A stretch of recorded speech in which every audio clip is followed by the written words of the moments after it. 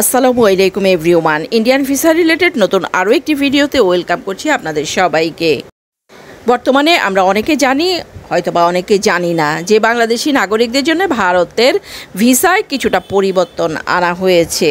90 দিন বা 3 মাসের জন্য ভিসা ইস্যুর নতুন একটি নিয়ম ঘোষণা করা হয়েছে। আপনি যদি ট্যুরিস্ট ভিসা, মেডিকেল ভিসা এবং বিজনেস ভিসায় ভারত যেতে চান, তাহলে অবশ্যই কিন্তু আপনার ভারত যেই হোটেল নিয়েছেন সে হোটেলের বুকিং দিতে হবে বাংলাদেশে থেকেই। ট্যুরিস্ট ভিসার ব্যাপারটা এই নতুন ঘোষণা উল্লেখ থাকলেও ট্যুরিস্ট ভিসা কিন্তু এখনও কনফার্ম হয়নি। শুধুমাত্র মেডিকেল এবং বিজনেস ভিসাই আপনারা বাংলাদেশে থাকা অবস্থাতেই বুকিং করতে হবে।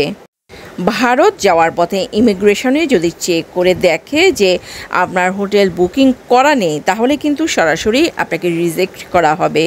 আগে আপনারা যেমন ভারত পৌঁছানোর পর হোটেল বুকিং করতে পারতেন, বাট এখন নতুন নিয়ম অনুযায়ী বাংলাদেশ থেকেই এই হোটেল বুকিং কনফার্ম করে নিতে হবে।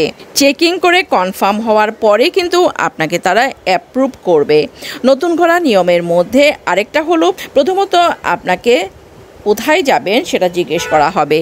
যেমন কলকাতা, বেঙ্গালুরু, চেন্নাই বা অন্য কোথাও আপনি যেখানে যাবেন অবশ্যই সেটা স্পষ্ট করে বলবেন। মনে রাখবেন, আপনার কোনো রকম লুকোচুরি ছাড়া, জড়তা ছাড়া এই স্পষ্ট বলার জন্যেই 99% কনফার্ম হবে আপনার ভারত যাওয়া। চাইলে কিন্তু আপনারা নতুন এই নিয়ম তাদের অফিসিয়াল ওয়েবসাইটে চেক করবেন।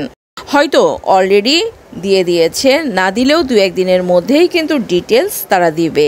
সো আপনারা তাদের অফিসিয়াল ওয়েবসাইট থেকেই কিন্তু বিস্তারিত আরও কিছু জানতে পারবেন, কেননা ঈদের পর থেকেই এটা কার্যকর হবে এমনটাই কিন্তু কথা ছিল। বাংলাদেশি নাগরিক যারা পর্যটন, বিজনেস এবং চিকিৎসার আবেদন করবেন, ভিসার শর্ত বা ভিসার ধরন পরিবর্তিত হতে পারে। এই ক্ষেত্রে এই ভিসার মেয়াদ সর্বোচ্চ 90 দিন পর্যন্ত থাকবে। সম্প্রতি ভারত ভিসা কিন্তু কিছুটা সহজীকরণও করেছে। এর মধ্যেই নিশ্চয়ই অনেকেই জেনেছেন, ই টোকেন যে ভিসা সেটা কিন্তু বাতিল করা হয়েছে। স্পেশালি রাজশাহী, রংপুর, সিলেট, চট্টগ্রাম, ময়মনসিংহ, খুলনা, যশোর, বরিশাল এবং ঢাকার আইভেক থেকে কিন্তু আপনারা ই টোকেন ছাড়াই অ্যাপ্লাই করতে পারবেন। এরপর যদি চান আপনারা অন্য কোনো কাজের জন্য পাসপোর্ট কিন্তু নিতে পারবেন, বাট নির্ধারিত সময়ে আবার অবশ্যই সেই পাসপোর্ট জমা দিতে হবে। ভালো থাকবেন সবাই, আল্লাহ হাফেজ।